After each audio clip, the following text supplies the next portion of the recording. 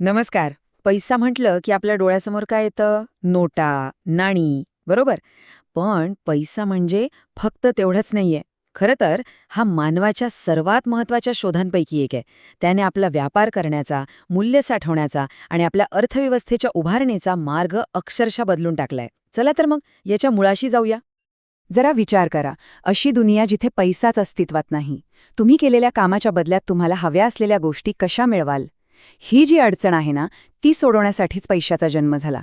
पैशाशिवाय व्यवहार करणं किती अवघड होतं, हे समजून घेण्यासाठी आपल्याला इतिहासात थोडं मागे जावं लागेल. तर मग आपण थोडं इतिहासात मागे जाऊया, बघूया की पैसा नसताना जग कसं चालत होतं. ते जग होतं वस्तुविनिमय प्रणालीचं, जिथे वस्तूंच्या बदल्यात वस्तूंची देवाणघेवाण व्हायची. पण ऐकायला सोपं वाटलं तरी ह्या प्रणालीमध्ये खूप मोठ्या अडचणी होत्या. वस्तुविनिमय प्रणालीतली सगळ्यात मोठी अडचण होती गरजांचा दुहेरी योगायोग. म्हणजे काय? तर समजा तुमच्याकडे गहू आहे आणि तुम्हाला चपला हव्यात. आता तुम्हाला अशा माणसाला शोधावं लागेल ज्याला गहू हवा आहे आणि त्याच्याकडे तुम्हाला देण्यासाठी चपला आहेत. किती अवघड आहे हे, नाही का? आणि इथेच पैशाने जादू केली. पैसा एक असं सार्वत्रिक माध्यम बनला जो सगळ्यांना मान्य होता. त्यामुळे व्यापार एकदम सोपा झाला. शिवाय पैसा वस्तूंसारखा खराब होत नाही आणि त्याचं छोट्या भागांमध्ये विभाजनही करता येतं. या सगळ्या अडचणीमुळेच माणसाला एका नव्या, सोप्या माध्यमाची गरज वाटू लागली. आणि इथूनच सुरू झाला पैशाचा एक अद्भुत प्रवास. समाजाच्या गरजा जशा बदलत गेल्या तसं पैशाचं रूपही बदलत गेलं. पैशाचा हा प्रवास पण खूपच रंजक आहे माहितीये.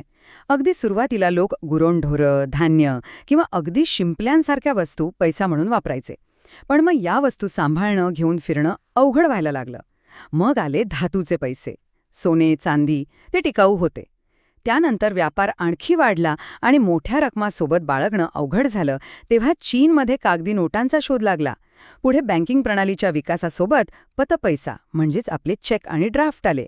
20व्या शतकात तर क्रांतीच झाली. प्लॅस्टिक पैसा म्हणजेच क्रेडिट आणि एटीएम कार्ड आले. आणि आज आज आपण इलेक्ट्रॉनिक पैशाच्या जगात जगतोय. सगळा पैसा फक्त आकड्यांच्या स्वरूपात एका क्लिकवर इकडून तिकडे जातो. पैसा कोणत्याही रूपात असो, म्हणजे तो शिंपल्या असो किंवा डिजिटल आकडा, तो अर्थव्यवस्थेत काही खूप महत्त्वाची कामं करतो.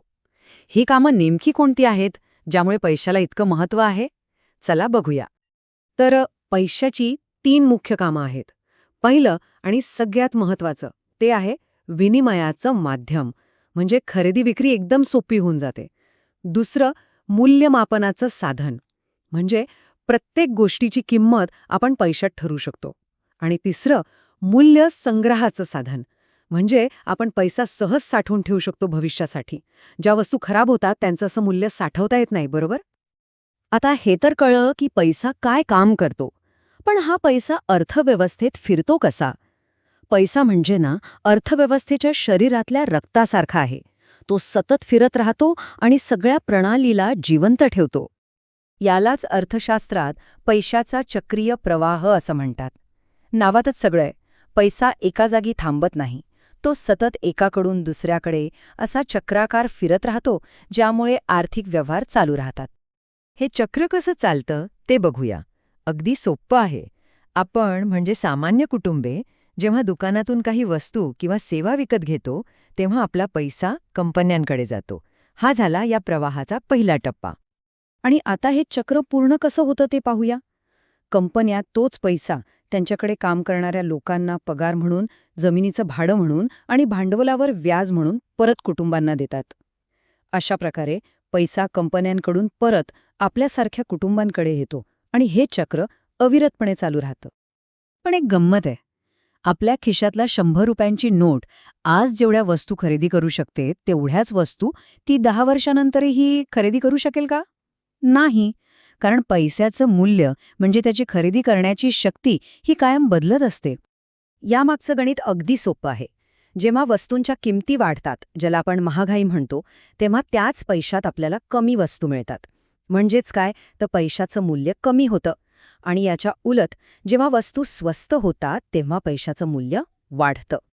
एक साधं उदाहरण घेऊया. समजा 1999 साली 10 रुपयांमध्ये 1 किलो साखर विकत घेता येत होती. पण 2010 सालांपर्यंत साखरेचा भाव वाढून 20 रुपये किलो झाला. याचा अर्थ काय? तर तेच 10 रुपये आता तुम्हाला फक्त अर्धा किलो साखरच देऊ शकतात. म्हणजे साखरेच्या बाबतीत त्या 10 रुपयांचं मूल्य चक्क अर्धं झालं. म्हणूनच म्हणतात की पैशाचं मूल्य म्हणजे त्याद्वारे खरेदी करता येणाऱ्या वस्तू आणि सेवांची संख्या. पैशाचं खरं मोल त्या नोटेवरच्या आकड्यात नाही, तर तिच्या खरेदी करण्याच्या ताकदीत आहे. तर आपण पाहिलं की पैशाचा प्रवास कसा वस्तू विनिमयापासून सुरू झाला, मग धातू, कागद, प्लास्टिक आणि आता तो डिजिटल बिट्सच्या रूपात आलाय. प्रत्येक वेळी तो अधिक सोयीस्कर होत गेला. मग आता पुढे काय? भविष्यात पैसा कसा असेल? तो पूर्णपणे अदृश्य होऊन जाईल का? हा एक विचार करण्यासारखा प्रश्न आहे, नाही का?